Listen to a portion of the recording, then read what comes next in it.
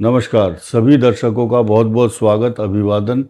आज मीन राशि के लिए एक बहुत बड़ा चमत्कारिक प्रेडिक्शन होने वाला है और आप ये समझेंगे कि ऐसा प्रेडिक्शन आपने सुना भी नहीं होगा। लेकिन मैं ये नहीं चाहूँगा कि आप रोज़ रोज़ सुने, आपको खुद ही तय करनी है अपनी दिशा और दशा।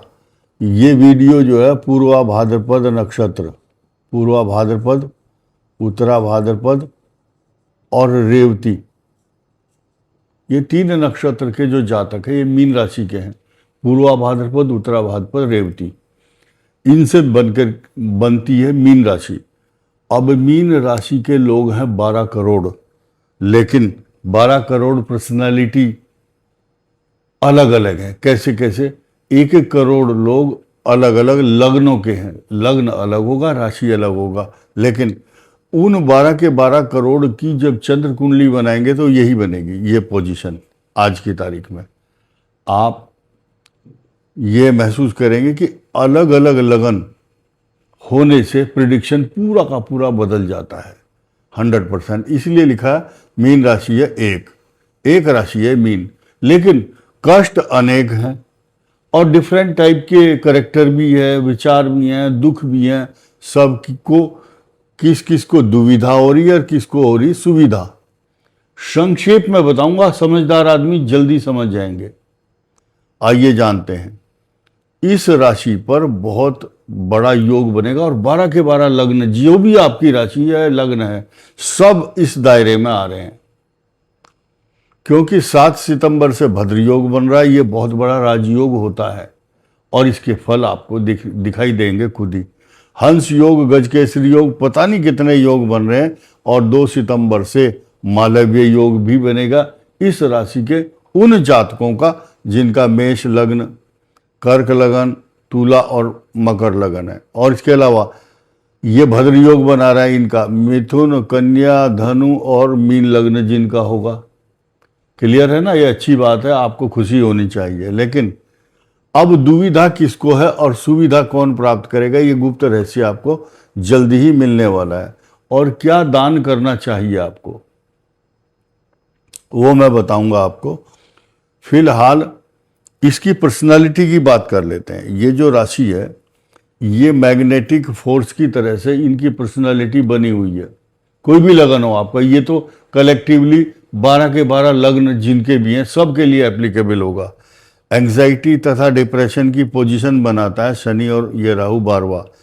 अचानक खर्च, अचानक बेइज्जती भी हो जाती है क्योंकि चतुर्थ मंगल अशांत करता है। घर में सुख सुविधाएं ठीक से नहीं मिल पाती है, मानसिक अशांति और रिश्ते जो है, शनि की जो 7.5 चल रही है, रिश्ते उलझे हुए रहते हैं। ऐसी पोजीशन में आपको बहुत बड़े बड़े लोगों का सपोर्ट भी मिल रहा है फिर भी काम नहीं बन रहा है। ये एक चिंताजनक विषय है। सपोर्ट बहुत बड़ी है, फिर भी सपोर्ट के बावजूद भी आपको नहीं मिल रहा है सपोर्ट। और मेरा भविष्य कैसा होगा, इन्हीं चिंताओं के कारण आप परेशान हैं।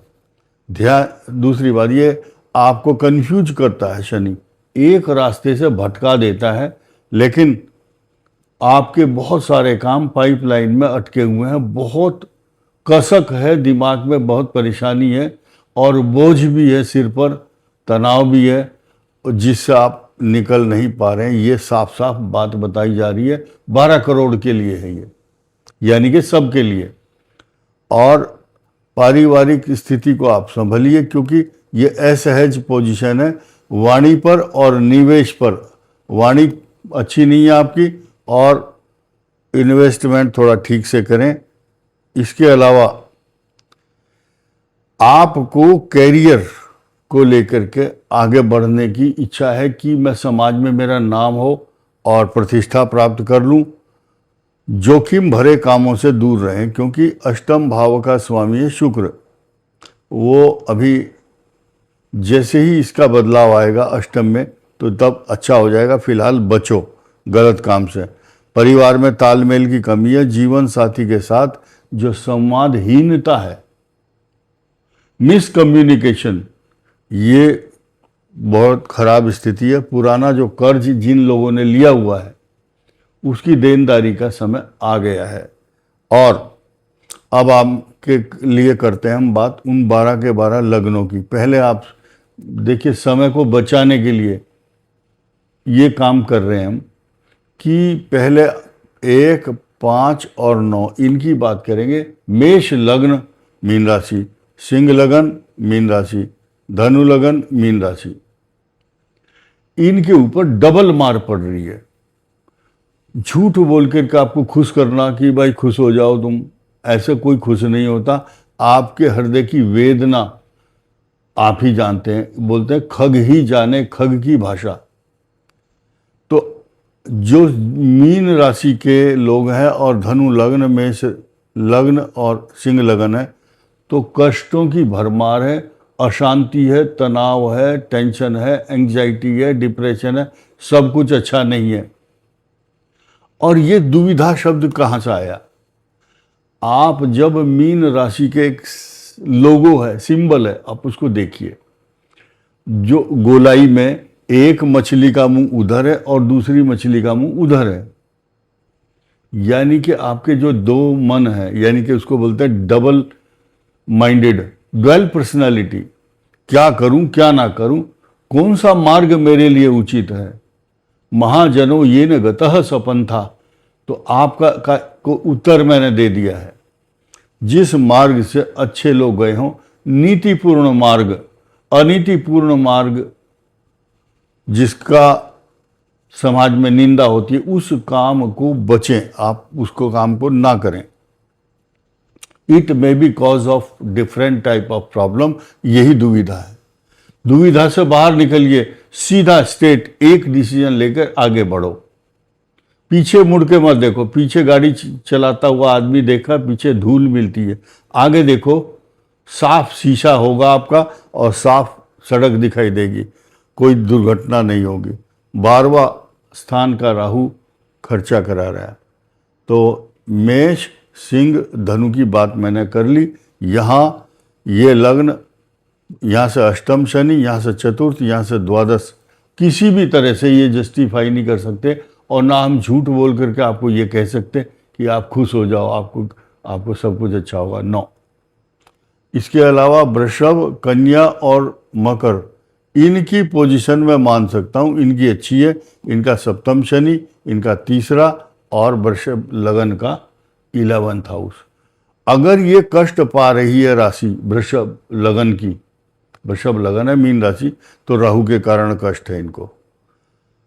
कन्या लग्न हो तो खराब नहीं है किसी भी हर तरह से, बेफिक्र हो जाओ। लेकिन मकर लगन के लिए अष्टम केतु कष्टकारक जरूर बना हुआ है। ये शनि इनके लिए हानिकारक नहीं है। अब आइए मिथुन, तुला और कुंभ। ये मिथुन लग्न हो, तुला लग्न हो और कुंभ लगन और मीन राशि है। मिथुन के लिए तो अच्छा है, ये मंगल कष्ट दे रहा है इनको, अलग मैटर है। लेकिन तुला लग्न है और मीन राशि है तो डस्ट से एलर्जी, अशांति, जुखाम, खांसी तथा गहरे पानी से खतरा, नेगेटिव थॉट्स।